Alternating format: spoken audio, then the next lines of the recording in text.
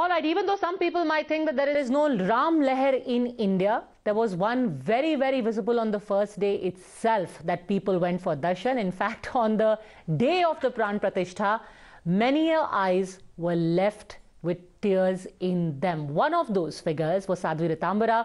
She's joining us now today. Sadhvi जी, बहुत धन्यवाद हमसे बात करने के लिए। कल जो आपकी पहली तस्वीर सामने आई थी उसमें आप काफी भावुक दिखी, आपके आंखों में आंसू भी थे। क्या वजह है कि कल आपका जिस तरीके से प्राण प्रतिष्ठा के दिन आपकी आंखें क्यों भर आई? पता नहीं, बड़ा मन विचित्र सा था, स्तब्ध था, समझ ही नहीं पा रही थी। मुझे मेरे भावों पे अंकुश ही नहीं था। वो अगल बगल के जो संत थे बार बार मुझे कह रहे थे शांत हो जाओ। मैं अशांत नहीं थी, पर प्रसन्नता, खुशी, आनंद कुछ ऐसा था। अपने आराध्य का दर्शन करके आंखें ऐसे ही बरबस बरस रही थी, लोचनों से जैसे झरना बह रहा हो। मैं सभा में बैठी थी क्योंकि अच्छा नहीं लगता ना, बार बार अगल बगल वाले सोच रहे थे कि पता नहीं क्यों रो रही, पर फिर मेरा चित्त की दशा ऐसी थी। और भाव विह्वलता जब होती है ना, फिर अश्रुपात होने लग जाता है। और वो क्षण ऐसे थे, आपको भी अंदाजा होगा कि 500 साल की प्रतीक्षा हो और फिर व्याकुल प्रतीक्षा हो, और प्रभु आए और इतनी भव्यता से आए, तो इतनी दिव्यता से आए। फिर निश्चित रूप से वो क्षण ऐसे थे कि उसने पूरे प्राणों में रोमांच भर दिया। हम पहले बहुत ध्यान की प्रक्रियाओं से गुजरे हुए हैं, इसलिए चक्रों में स्पंदन होने लगा, हृदय की धड़कन बढ़ गई, अश्रुपात होने लगा, अंतर्मुखता आने लगी, आंखें बार बार बंद हो जाती थी और आगे समारोह चल रहा था। बहुत अलौकिक अनुभव था। हम लोग इसको कहते हैं कि जो शब्दों से में बांधा ना जा सके, अनिर्वचनीय अनिर्वचनीय अनुभूति थी। पर अनुभूति को कहा नहीं जाता, कहा जा नहीं सकता, कैसे बताऊं।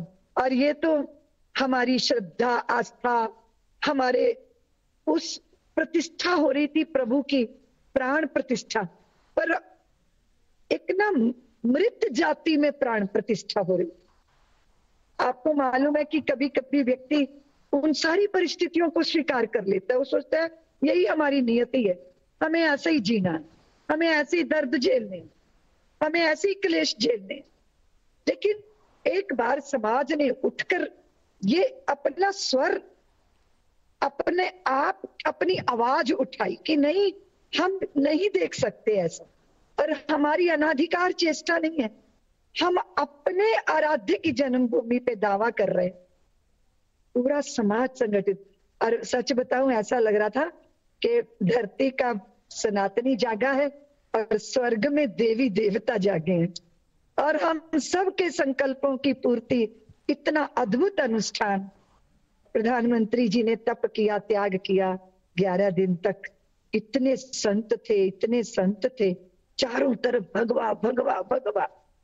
और आप तो जानते हैं, भगवा तो हमारे हृदय में। भगवा के पीछे वस्त्र भगवा नहीं, और साधु के पीछे देशधारी है, ऐसा नहीं। सब पुतले हैं हाड़ मांस के, अंतर्निहित भाव होता है। कुछ उज्जवल आलोकित रवि से इसको परिभाषित करने में संत व्यक्ति या वस्त्र नहीं है, तो बस स्वभाव होता है। सज्जन शक्तियां एक साथ, सोचिए, संवेद स्वर राम राम राम राम, एक ही मंत्र हजारों लाखों के हृदय से प्रस्फुटित हो रहा है। कैसा अद्भुत अलौकिक वातावरण। हम लोग कल्पना करते थे कि भारत एक आध्यात्मिक देश हो, क्योंकि यही हमारी पहचान है, यही हमारा मूल है। हम वस्तु पदार्थों के लिए नहीं है, हम अलौकिकता के लिए, दिव्य अनुभूतियों के लिए हैं। और वही दिव्य अनुभूति हमारे, और सच बताएं, हमारे हृदय में एक भाव आ रहा था, वहां गा तो सकते नहीं थे, लेकिन हृदय में जब केवट जी को जब भगवान ने गंगा पार उतारने पर सोचा कुछ दे दूं, तो उनके पास तो कुछ नहीं था, तो जानकी जी ने अपनी मुद्रिका दी थी, तो भगवान ने वो ही पकड़ के केवट को दी।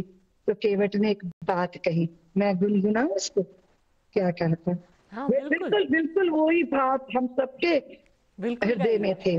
आज नाथ मैं कहा न पावा, मिटे दोष दुख दारिद दाह, अब कछु नाथ न चाहिए मोरे, दीन दयाल अनुग्रह तोरे।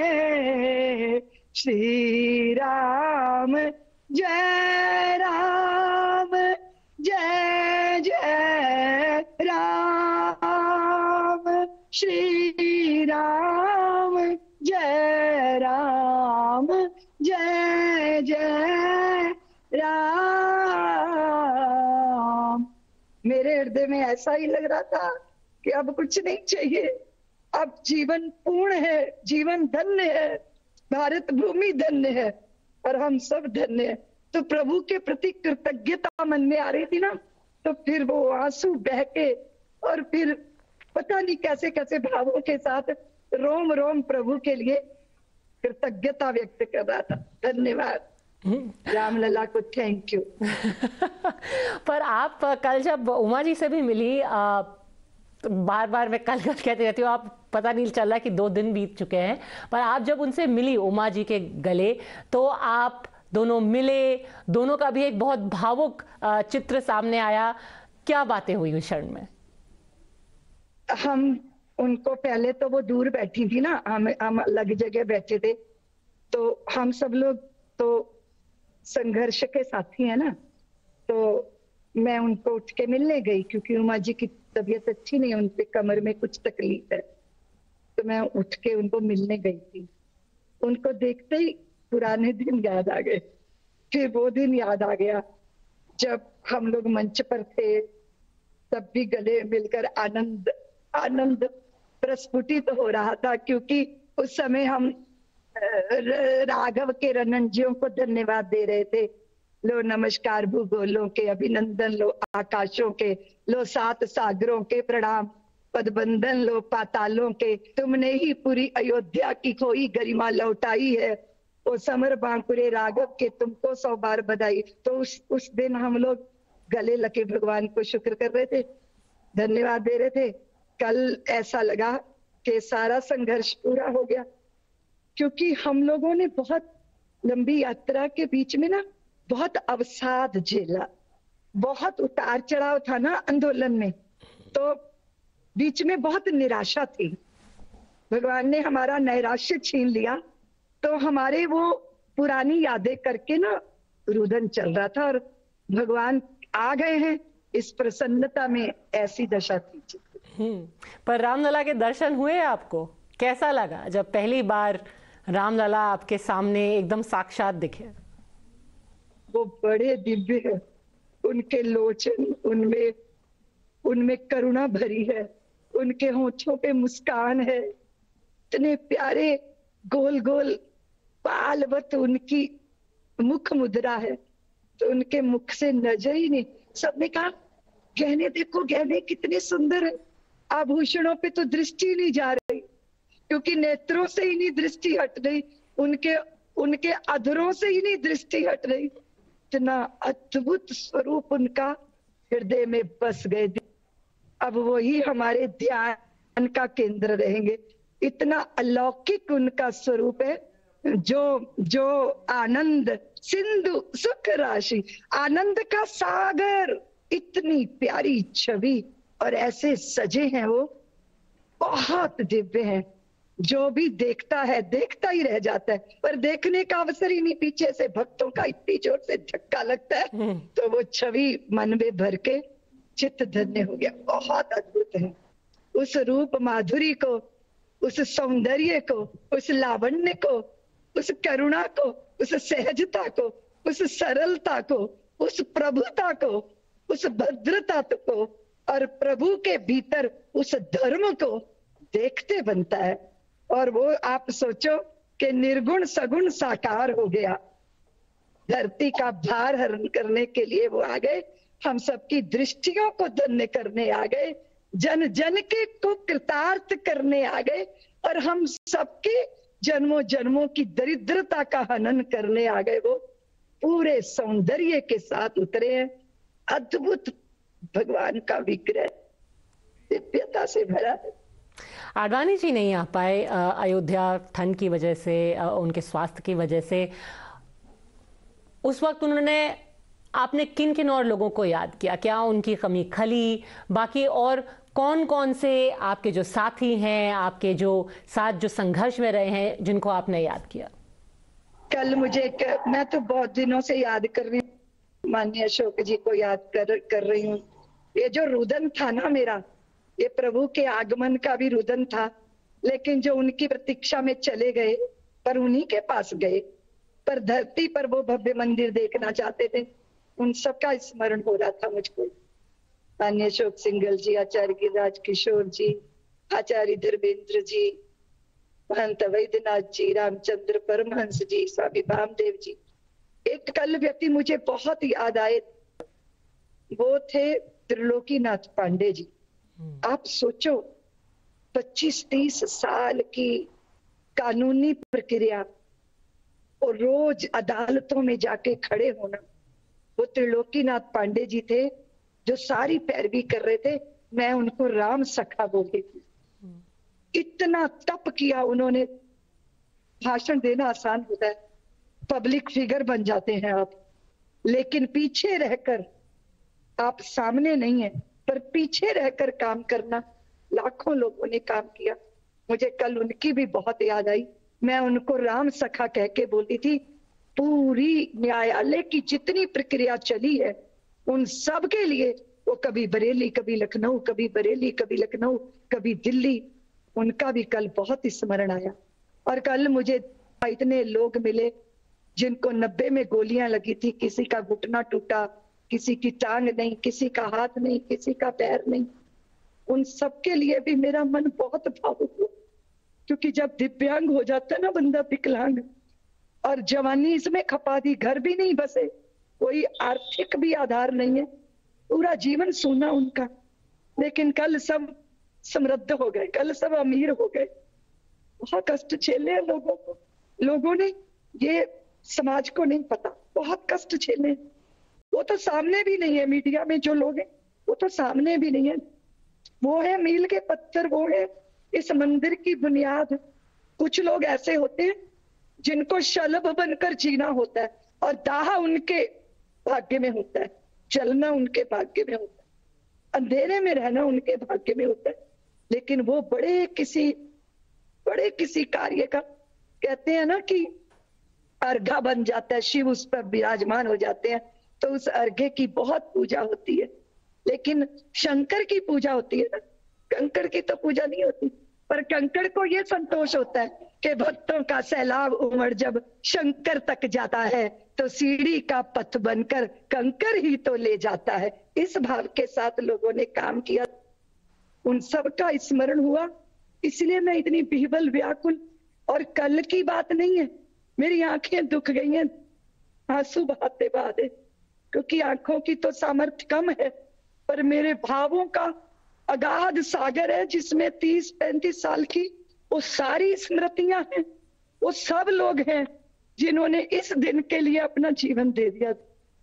इसलिए वो रुदन दुख का भी था, संघर्ष के दिनों का भी था, प्रसन्नता का भी, आह्लाद का भी, महोत्सव उत्सव सबका।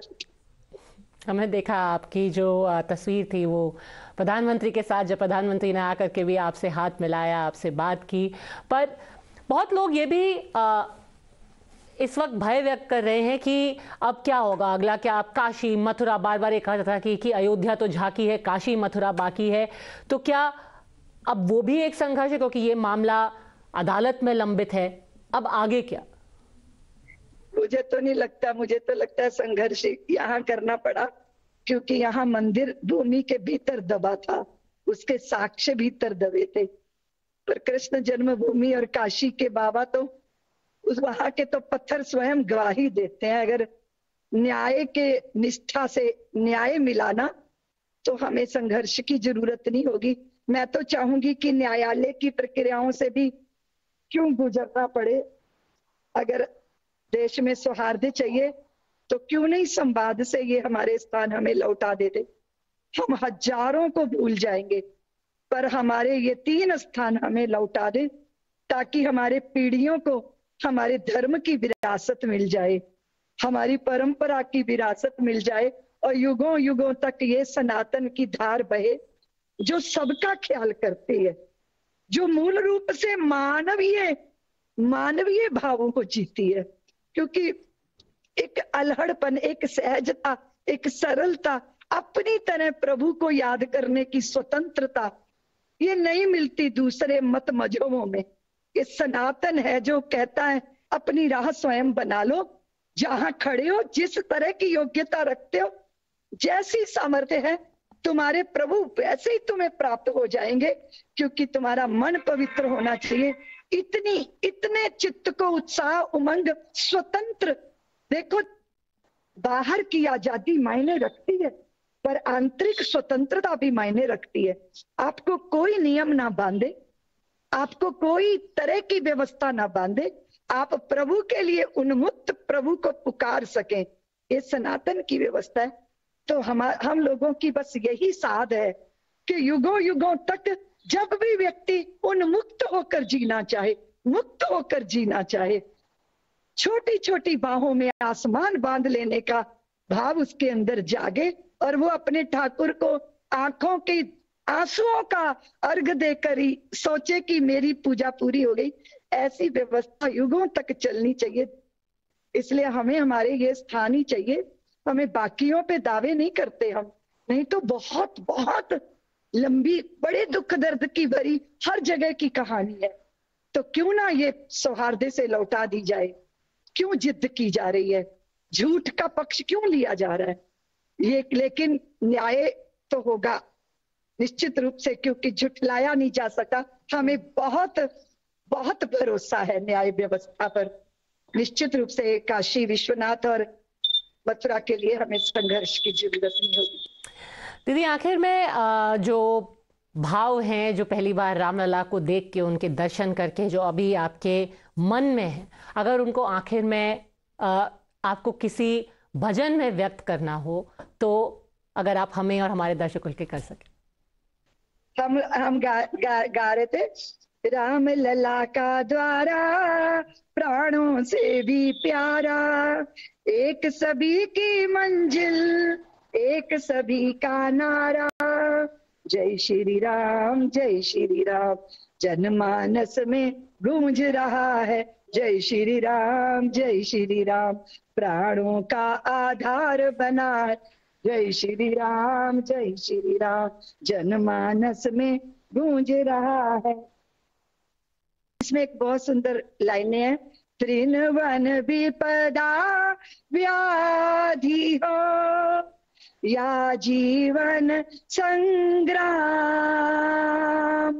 वो विजयी एक बार जो बोले जय श्री राम, कलयुग केवल नाम आधारा, सुमिर सुमिर नर उतरई तारा, राम ही तारण हारा माझी नाव किनारा, एक सभी की मंजिल, एक सभी का नारा, जय श्री राम जय श्री राम। जय श्री राम। दीदी बहुत बहुत धन्यवाद हमसे बात करने के लिए। We've spoken of many people who remain faceless behind the scenes, but there's one person who embodies the long struggle that the entire movement entailed, required, but they persevered, and today the Ram Mandir has become a reality. It perhaps is Sadhvi Ritambara. हमसे बात करने के लिए बहुत बहुत धन्यवाद।